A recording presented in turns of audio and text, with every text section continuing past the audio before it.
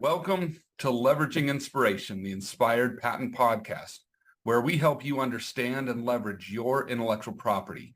I'm your host, Wayne Carroll, and I'm joined today with David Blackledge. We're excited to bring you insights and stories from the success and failures of others and teach you how to win at the game of intellectual property. I always start with a disclaimer. The information we provide on this podcast, David Blackledge and I are attorneys, but this podcast is for educational and informational purposes only. We are not providing legal advice, and nothing in this podcast should be construed as creating an attorney-client relationship. Welcome, David. Thank you. Today, we're talking about the legal requirements before working with investors. In a worst-case scenario, violating securities requirements can get you sent to jail and get you large fines. One of the very notable cases of this was Elizabeth Ann Holmes with the company Theranos, where she was telling investors things that weren't true. Is that your understanding of what was happening there? Yes, I think the main point of the situation and the reason she was charged with various felonies was that she gathered investors for the company, promising them that her new machine would be able to diagnose multiple diseases.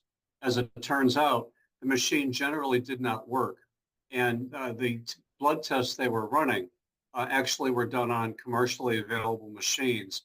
She failed to let people know, and almost immediately you're expected to, if things are not as they were stated. If she had come back soon after and said, we still haven't gotten the machine to work yet, but we're working on it, she probably would have been okay, but she maintained for some years the illusion that this was continuing to work and they were getting good results.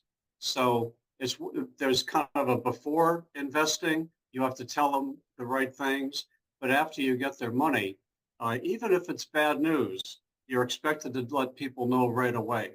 And that keeps you out of trouble generally. Your investors may not appreciate bad news, but it does keep you out of trouble with the authorities. I'll give a real quick overview of the case. So Theranos was a company that they believed they could take one drop of blood and do a multitude of blood tests on it, making it very easy, and that they would actually have an automated machine was their goal. So you could just go into a drugstore, get just a pinprick and get a whole bunch of blood tests done, and the results would be available very quickly. That was the dream that she was selling.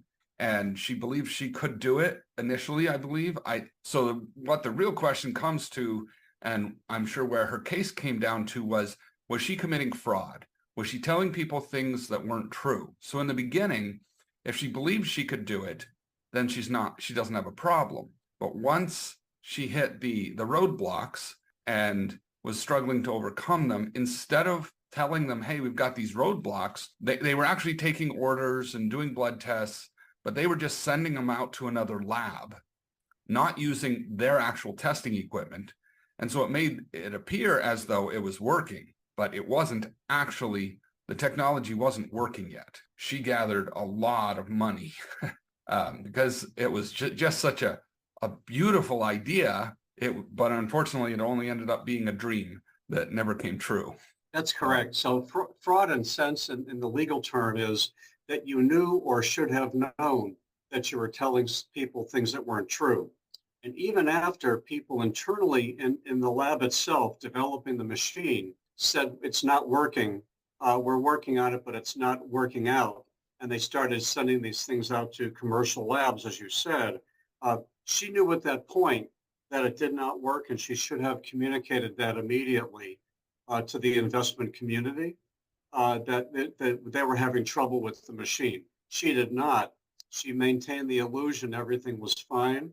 But in fact, all the records at her trial and a number of people that worked at the company said, we've told her for some time now, we're not able to make it work. She should have told the investors that as soon as she knew. Right. Yeah. So when you're dealing with investors, you're dealing with other people's money.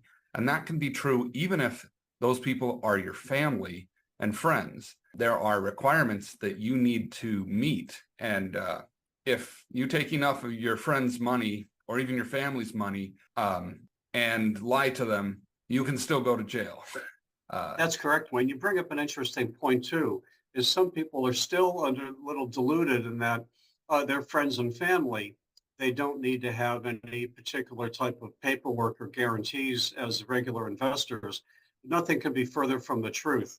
The fact is that there's no such thing as a friends and family exemption. If Aunt Millie wants to give you money as an investment, you need to be registered with the SEC or qualify for an SEC exemption to start taking money. $1 coming in the door, you have to have some kind of a registration or exemption with the SEC. And even if it's family and immediate family and friends, they still have to be documented properly according to the SEC rules. Yes. And it can often take a long time for the SEC to catch up when somebody's been doing it wrong.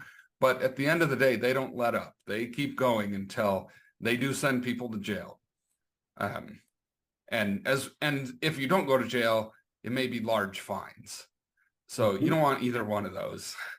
Yeah, SEC is kind of the pay a fine organization. However, if you maintain the fraud, then they refer the case to the FBI, and then you're probably going to jail to do that. So it's also interesting to point out, Wayne, that as you probably are quite aware, that there's two different types of investors. There's unaccredited investors and there's accredited investors. Accredited investors are, for better or worse, considered by the government to be sophisticated business people and receive lesser documentation or simple documentation in their investments. They should know better, according to the government's mind. Those are people with what we would normally say is high net worth to the average person, over $1 million in investable cash, or higher incomes as well. So there's a test for accreditation. But still, even they receive formal documentation from a company when making an investment. One of the things that comes to mind is the Ponzi scheme, which is over 100 years old, I believe. And Ponzi was a man who he came up with this idea to buy, I believe it was stamps, and he was using foreign exchanges. Basically, he said we could buy these stamps and sell them over here, and we'd make money. It was like he was buying money, getting a good exchange rate, and then getting money out. It sounded really simple.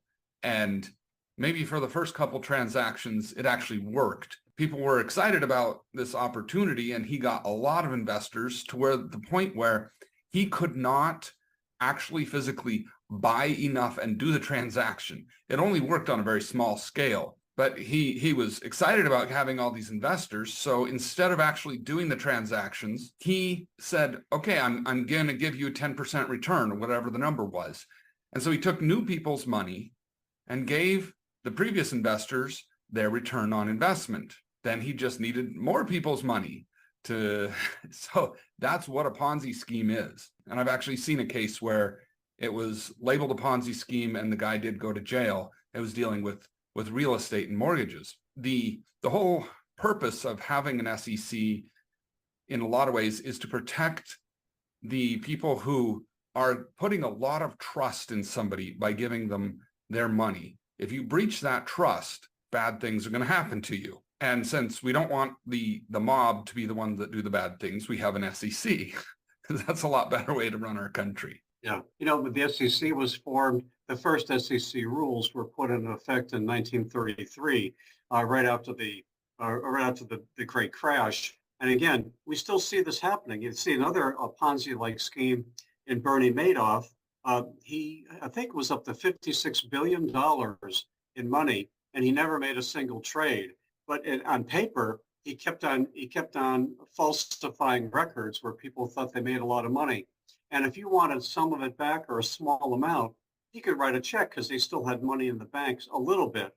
But the problem was when a lot of people started asking for their money back, again, as you said before, there wasn't enough to cover it, and the scheme was uncovered. The interesting thing is that Madoff was a very senior person in NASDAQ, the New York Stock Exchange, and other other organizations. People loved the guy until they found out that everything he did was basically a massive fraud. So, Yeah. And ironically, the case that I was involved in a little bit, representing creditors, the guy was quite senior. And I believe by the time when he went to jail, he was in his late 70s, early 80s. And you would think somebody older wouldn't defraud people. And oftentimes I think it sneaks up on them. They make a small choice, but that small choice is the fraud. And then that choice has to grow and grow and grow until the fraud is so big they can't actually undo it. I think that's the case. I think people get caught up in a whirlwind of the fraud, and they don't know how to put a stop to it. And the best answer is don't start it. Yes. Don't start down that path, right? So Yeah. And that's part of being an entrepreneur, is to be, face the truth. Things don't always work out as an entrepreneur. There are roadblocks and businesses fail, sometimes beyond the entrepreneur's control. And if you've got investors, you need to protect yourself by telling the truth and, giving them the hard news. If you can't do it, hire somebody who can. You can get somebody else to tell them the bad news, but they need to know it. So in small businesses in particular, usually look at, especially startups or what we call pre-revenue companies, they look to angel investors for initial seed funding to grow the business. And the angel investors, you look at pitch decks and things like that, you look at a series of slides which tells the company's stories. Before you ask anyone for money and before you actually present yourself at an angel group or other investment groups, you need to have talked to an attorney to qualify what you're doing and what you're saying.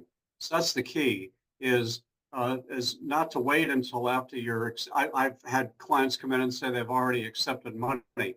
It's tough to back out of that. You can do it, but the fact is, if you talk to a securities attorney before you ask for money, hear what the rules are, and you're in a much better position. But you should not be presenting to an investment group or to anyone, including friends and family.